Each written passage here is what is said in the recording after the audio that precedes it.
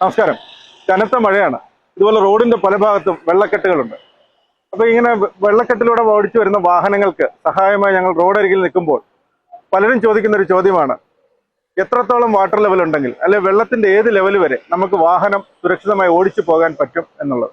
ഇതുപോലെ വെള്ളക്കെട്ടുള്ള സ്ഥലങ്ങളിൽ വാഹനം പരമാവധി ഇറക്കാതിരിക്കാൻ ശ്രദ്ധിക്കുക. പിന്നെ ഏത് ലെവൽ വരെ വാഹനം ഇറക്കാം എന്ന് ചോദിച്ചാൽ സാങ്കേതികമായി ഉത്തരം പറയുകയാണെങ്കിൽ ഓരോ വാഹനത്തിനും ഓരോ വാട്ടർ വെയ്ഡിങ് കപ്പാസിറ്റി ഉണ്ട്. വാട്ടർ വെയ്ഡിങ് കപ്പാസിറ്റി എന്ന് പറയാൻ ഗ്രൗണ്ട് ക്ലിയറൻസ് പോലെ തന്നെ ഏത് ലെവൽ വരെയുള്ള വെള്ളത്തിൽ, എത്ര ഹൈറ്റ് വരെയുള്ള വെള്ളത്തിൽ വാഹനം ഇറക്കാം എന്ന് സൂചിപ്പിക്കുന്ന ഒരു കപ്പാസിറ്റിയാണ്. ഇത് വാഹനത്തിന്റെ മാനുഫാക്ചർ തന്നെ നമ്മളുടെ സർവീസ് മാനുവലിൽ രേഖപ്പെടുത്തിയിട്ടുമുണ്ട്. ഈ വാഹനത്തിന്റെ മാക്സിമം വാട്ടർ വെയ്ഡിങ് കപ്പാസിറ്റി അല്ലെ വെയ്ഡിങ് ഡെപ്ത് എന്ന് പറയുന്നത് 30 സെന്റിമീറ്റർ ആണ്. അപ്പോൾ ഈ വാഹനത്തിന്റെ 30 സെന്റിമീറ്റർ നമ്മൾ എടുക്കുകയാണെങ്കിൽ, തറനിരപ്പിൽ നിന്ന് 30 സെന്റിമീറ്റർ എടുക്കുകയാണെങ്കിൽ വാഹനം ഓടിച്ചുകൊണ്ട് പോകുവാൻ പാടുള്ളൂ.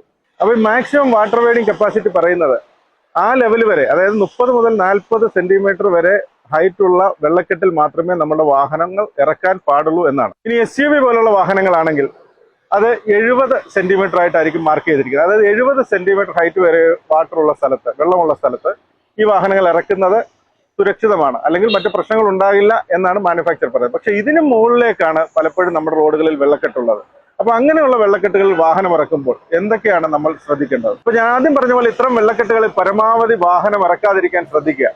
ഇനി അഥവാ വാഹനം ഇറക്കേണ്ടി വന്നാൽ, നമ്മൾ ഏതെങ്കിലും അത്യാവശ്യത്തിന് പോകുന്ന വഴിയിൽ വെള്ളക്കെട്ട് കണ്ട് വാഹനം ഇറക്കി പോയാൽ പരമാവധി ഫസ്റ്റ് ഗിയറിൽ മാത്രം, ഒരു കാരണവശാലും ഗിയറുകൾ ചേഞ്ച് ചെയ്യാൻ ശ്രമിക്കാതെ ഫസ്റ്റ് ഗിയറിൽ ഏറ്റവും മിനിമം സ്പീഡിൽ ആക്സിലേറ്റർ കൊടുത്ത് വെള്ളക്കെട്ടിലൂടെ പോവുക. ഒന്നോർക്കുക, നമ്മൾ കാണുന്ന വെള്ളക്കെട്ടിനേക്കാൾ ഭീകരമായിരിക്കും എതിരെ വാഹനം വരുമ്പോൾ ഓളം തല്ലിയും അല്ലെങ്കിൽ സൈഡിൽ നിന്ന് വെള്ളം വന്നും കൂടുതൽ മുന്നോട്ട് പോകുമ്പോഴത്തേക്ക് വാട്ടർ ലെവൽ കൂടിക്കൊണ്ടിരിക്കും. ഏതെങ്കിലും സാഹചര്യത്തിൽ നിങ്ങളുടെ വാഹനം ഈ വെള്ളക്കെട്ടിൽ വെച്ച് നിന്നുപോയാൽ, ഓഫായാൽ, രണ്ടാമത് സ്റ്റാർട്ട് ആക്കാൻ ശ്രമിക്കരുത്. നിങ്ങൾ ചെയ്യേണ്ടത് ഒന്നിൽ ഈ വാഹനം തെള്ളി പുറത്തെത്തിക്കുക, അല്ലെങ്കിൽ റിക്കവറി വാഹനം ഉപയോഗിച്ച് വെള്ളക്കെട്ടിന് പുറത്തേക്ക് എത്തിക്കുക. ഞാൻ ഈ വാട്ടർ വെയ്ഡിങ് കപ്പാസിറ്റിയെ പറ്റി പറയുന്നതിലും നമുക്കറിയാം, പ്രാക്ടിക്കലായിട്ട് വെള്ളത്തിൽ പോകുമ്പോൾ എത്ര ഹൈറ്റ് എന്നൊന്നും അളക്കാനുള്ള മാർഗമൊന്നും നമ്മുടെ ഇല്ല.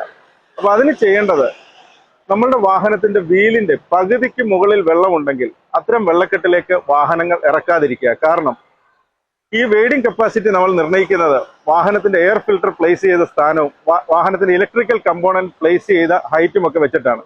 അപ്പോൾ അതിന് മേളിലേക്ക് വന്നു കഴിഞ്ഞാൽ എഞ്ചിനിൽ വെള്ളം കയറാനും അല്ലെങ്കിൽ നമ്മൾ ഇലക്ട്രിക്കൽ കമ്പോണന്റ് ചീത്തയാകാനും ഒക്കെ സാധ്യത വളരെ അധികമാണ്. ഈ വെള്ളക്കെട്ടിലൂടെ ധാരാളം ആൾക്കാർ സാഹസികമായി വാഹനം ഓടിച്ചുകൊണ്ട് പോകുന്നത് ഞങ്ങളുടെ ശ്രദ്ധയിൽപ്പെട്ടിട്ടുണ്ട്. ദയവായി അത് ഒഴിവാക്കുക. ധാരാളം വാഹനങ്ങൾ ബ്രേക്ക് ഡൗൺ ആയും അപകടങ്ങൾ പറ്റിയും ഈ നിരത്തിൽ വെള്ളക്കെട്ടിന് അപ്പുറത്തേക്ക് മാറ്റി പാർക്ക് ചെയ്തിട്ടിട്ടുണ്ട്. അപ്പോൾ ഈ സമയത്ത്, മഴയുള്ള സമയത്ത് വളരെ അത്യാവശ്യം ഉണ്ടെങ്കിൽ മാത്രം നിങ്ങൾ വാഹനവുമായിട്ട് പുറത്തിറങ്ങുക. പിന്നെ കണ്ടുവരുന്ന മറ്റൊരു പ്രവണതയാണ് വെള്ളക്കെട്ടിലൂടെ വാഹനം ഓടിച്ച് നേരെ നമ്മുടെ കാർ ഷെഡിൽ കൊണ്ടുവന്ന് ദീർഘനാളത്തേക്ക് വാഹനം പാർക്ക് ചെയ്തിടുക. ഒരു കാരണവശാലും അങ്ങനെ ചെയ്യരുത്. കാരണം ഇങ്ങനെ ചെയ്തു കഴിഞ്ഞാൽ വാഹനത്തിന്റെ ബ്രേക്കുകളും മറ്റ് കമ്പോണന്റുകളും ഒക്കെ തുരുമ്പെടുക്കാനുള്ള സാധ്യത വളരെ അധികമാണ്. അപ്പോൾ മഴക്കാലമാണ്. ഈ സമയത്ത് അനാവശ്യമായ യാത്രകൾ ഒഴിവാക്കുക. അത്യാവശ്യ കാര്യങ്ങൾക്ക് മാത്രം നിങ്ങളുടെ വാഹനം ഉപയോഗിക്കുക. ഏതെങ്കിലും രീതിയിൽ വഴിയിൽ തടസ്സം കണ്ടാൽ, വെള്ളക്കെട്ട് മൂലമുള്ള തടസ്സം കണ്ടു കഴിഞ്ഞാൽ ദയവായി നിങ്ങളുടെ യാത്ര അവിടെ അവസാനിപ്പിക്കാൻ ശ്രദ്ധിക്കുക. അപ്പൊ ഈ പറഞ്ഞ കാര്യങ്ങൾ നിങ്ങൾ ശ്രദ്ധിക്കും എന്ന് പ്രതീക്ഷിക്കുന്നു. നിങ്ങളുടെ യാത്രകൾ സുരക്ഷിതമാകട്ടെ.